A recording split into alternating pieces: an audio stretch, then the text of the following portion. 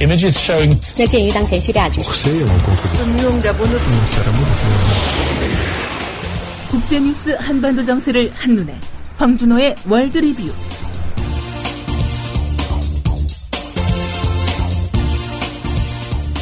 네, 지구촌과 한반도 정세에 관한 뉴스들 정리해보겠습니다. 국제뉴스 전문 캐스터 황준호 기자 전화 연결돼 있습니다. 황 기자님 안녕하세요. 안녕하십니까.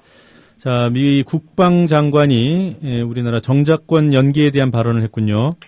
척 헤이글 미 국방장관이 어제 서울에 왔는데요. 네. 도착 전에 전용기에서 기자간담회를 가져서 한미 양국의 전시작전 통제권 전환 재연기 논의에 대해서 아직 최종적인 결론을 내릴 수 있는 상황이 아니라고 말했습니다. 박근혜 정부가 전자권 환수를 한 번 더 미루자고 한 데 대해서 미국은 그동안 지속적으로 거부 입장을 밝혀왔습니다. 지난달에 한미 국방장관들이 만났을 때도 합의가 잘 안 돼서 재연기 협상이 장기화될 거라 이런 전망이 나왔었습니다. 그랬던 것에 비하면 이 헤이글 장관의 이번 발언을 보면 미국이 재연기는 안 된다는 데에서 약간 중립적인 입장으로 왔다고도 볼 수 있는데요. 예. 그렇지만 헤이글 장관은 한국군은 지난 10여 년에 걸쳐서 훨씬 더 정교해졌고 역량이 강화됐고 자격을 갖추게 됐다라는 말로 원래 약속대로 하는 게 더 낫다라는 속내를 내비쳤습니다. 네. 어쨌든 우리 정부가 요구하고 있는 거 아니겠습니까? 재연기. 예, 네. 그렇습니다. 이걸 관철하려면 미국에 무슨 선물을 줘야 하는 건가요? 현재로서는 두 가지 선물이 꼽히고 있습니다.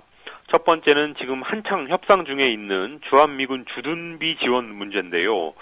정부는 주둔비 지원하고 전자권 재연기는 연계되어 있지 않다라고 주장하고 있지만 어떤 방식으로건 영향을 줄 걸로 보입니다. 또 하나는 차기 전투기 사업인데요. 스텔스 기능이 있는 유일한 기종 F-35는 이 판매 주체가 미국의 군수기업이 아니라 미국 정부이기 때문에 미국 정부 차원에서 이걸 구매해달라라고 로비를 할 텐데 그 과정에서 전자권 환수 문제에 영향을 받을 수 있을 것 같습니다. 어쨌거나 전자권 재연기 문제는 한국이 먼저 요구한 거니까 그거를 따내려면 한미 간의 다른 국방 현안, 여러 가지 국방 현안에서 한국의 입지가, 협상하는 입지가 좁아질 수밖에 없을 것 같습니다. 아니 이런 상황인데 왜 전자권을 자꾸 안 가져오려고 하는지 이해할 수가 없습니다. 그렇습니다. 예. 자, 내일 국군의 날이죠. 예. 예, 국산 현무 미사일이 처음 공개된다고 하더군요. 예, 내일 국군의 날 기념식 헤이글 장관도 참석하는 행사인데요. 여기에서 국산 탄도미사일 현무 2하고 또 순항미사일 현무 3이 최초로 공개될 예정입니다. 예. 지금까지는 북한 지휘부가 있는, 지도부가 있는 건물에 창문을 타격할 수 있다라는 걸 보여주는 사진, 동영상 이런 것들만 공개됐었는데 실물이 모습을 드러내는 것은 이번이 처음입니다. 현무 미사일 공개는 김관진 국방장관이 직접 지시한 거라고 하는데요. 북한의 핵과 미사일 위협에 충분히 대응할 수 있는 능력을 보여주는 효과가 있을 거라고 국방부가 설명하고 있습니다. 네, 북한 지휘부가 있는 건물에 창문까지 타격할 수 있다. 그만큼 정밀하다는 뜻인가요? 그렇습니다. 네. 예. 북한이 좀 반발하겠군요.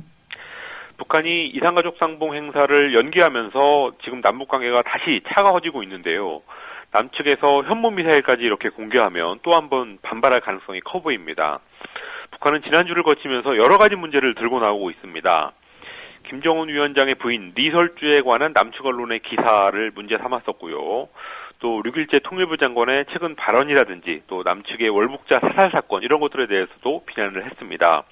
그러면서 북한이 개성공단 남북공동위원회 산하의 분과위원회 개최를 하루 전날 특별한 설명도 없이 연기시키기도 했는데요. 이런 분위기에서 이 북한 지도부를 타격할 수 있다는 미사일까지 공개가 되면 북한의 반발 수위가 더 높아질 수밖에 없습니다. 네, 이 대만판 워터게이트 사건 이 진행 추이가 꽤 긴박하게 돌아가는 것 같습니다. 야당 의원들이 지난 토요일에 검찰이 국회를 도청했다라는 의혹을 제기했을 때만 해도 검찰이 즉각 부인했었습니다. 예. 그렇지만 구체적인 자료가 드러나면서 하루 만에 검찰총장이 도청 사실을 시인했습니다. 그동안 검찰이 도청했던 전화번호 목록을 대만 국회인 입법원이 그걸 받아서 분석을 해보니까 그중에 그 전화번호 중에 하나가 국회가 지난 7년 동안 썼던 공용 전화번호였던 것으로 밝혀졌는데요. 이거에 따라서 야당 의원들이 마잉주 총통 그리고 총리, 검찰총장 이 세 사람의 동반 퇴진을 요구하고 있습니다. 현지 언론들은 이 사건을 1972년 닉슨 대통령이 야당 사무실 도청을 시도했던 워터게이트 사건에 비유하면서 정치적인 파장이 클 거라고 전망하고 있습니다. 네, 대규모 집회도 열렸어요. 어제 타이페이 총통부 앞에서 수만 명이, 우리나라로 치면 청와대 앞인데요. 예. 수만 명이 참가하는 집회가 열렸는데 마잉주 총통의 즉각적인 사임을 요구했습니다. 집회에서는 마잉주 총통의 사진을 향해서 신발을 벗어 던지는 퍼포먼스도 있었고 또 마잉주를 히틀러에 묘사한 사진까지 등장했습니다.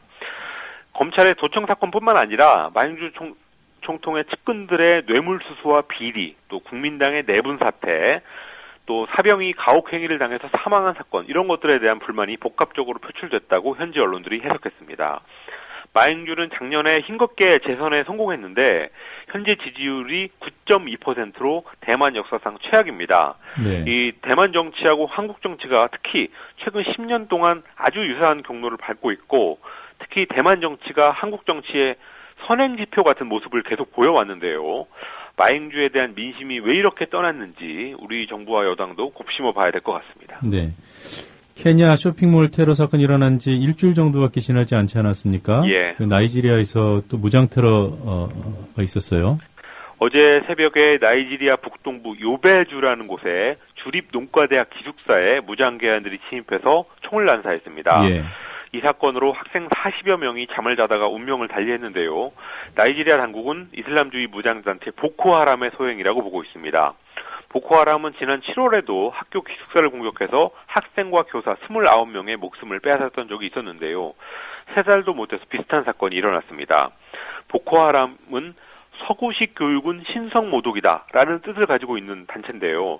그 단체 이름 그대로 교육에 대한 불만을 표시하기 위해서 학교를 대상으로 한 테러를 자주 벌이는 편입니다. 그리고 또 어제는 이라크에서도 테러가 여러 건 발생해서 총 30명 이상이 사망했습니다. 예. 자, 일본 얘기해 보겠습니다. 일본의 예. 극우 정치인인 하시모토 노루. 이 양반이 좀 곤란한 처지에 처했는 모양이죠? 예, 하시모토 도루는 오사카 시장이기도 하고 일본 유신회의 공동대표이기도 합니다. 네. 일본 유신회는 원래 오사카 유신회라고 해서 오사카 지역의 정당이었고 또 하시모토 대표도 오사카 시장입니다. 즉 오사카라는 곳은 하시모토의 정치적인 본거지인데요. 오사카 부의 사카이시라는 곳의 시장 선거가 어제 있었는데 일본 유신회가 총력으로 지원했던 후보가 낙선했습니다. 일본 유신회는 하시모토 대표가 지난 5월에 위안부는 종군 위안부는 필요했었다라는 망언을 한 후에 추락을 계속하고 있습니다. 6월에는 도쿄 도의회 선거에서 전체 127석 중에서 2석만 얻었었고 또 7월 참의원 선거에서는 121석 중에서 8석을 얻는데 그쳤습니다. 네. 어떻게 봐야 되나요? 이 아베 총리 입장에서는 경쟁자가 사라진 겁니까? 이번 사카이시 시장 선거 패배가 하시모토한테 굉장히 뼈아플 것 같은데요. 하시모토의 이런 급격한 몰락이라는 것은 아베 총리한테는 정치적인 경쟁자가 없어진다기보다는 방패막이 사라지는 그런 상황이 될 걸로 보입니다. 네. 그동안은 하시모토가 워낙 이렇게 극우적인 언행을 보이다 보니까 아베 총리 같은 사람이 오히려 조금 합리적인 우파같이 보이는 그런 효과가 있었는데요. 아베가 점점 그런 효과, 그런 이득을 보기 어려운 상황으로 가고 있습니다. 네. 미국 연방정부가 일시적으로 폐쇄될 위험이 있다. 이것이 예. 정말 현실로 되는 건지요? 9월 30일 자정까지 내년 예산안을 통과시키지 못하면 10월 1일부터 연방정부가 일시 폐쇄되는 상황이 오는데요. 민주당과 공화당이 지금 벼랑 끝 대치를 하고 있어서 폐쇄될 가능성이 지금으로서는 높아 보입니다. 내년 예산안에 오바마 대통령의 건강보험 개혁안, 오바마 케어의 비용을 넣느냐 하는 문제로 지금 갈등하고 있는데요.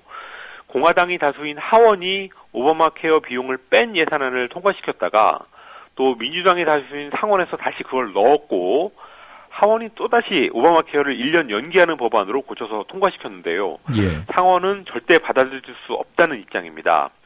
미국의 극우 시민 네트워크 티파티가 조종하는 공화당 의원들이 이런 극한적인 대립 상황을 지금 만들고 있습니다.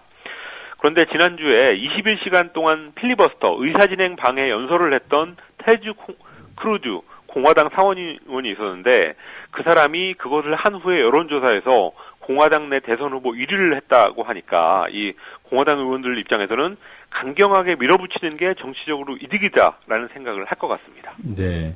자, 오늘 여기까지 듣도록 하겠습니다. 오늘도 다양한 소식 잘 들었습니다. 감사합니다.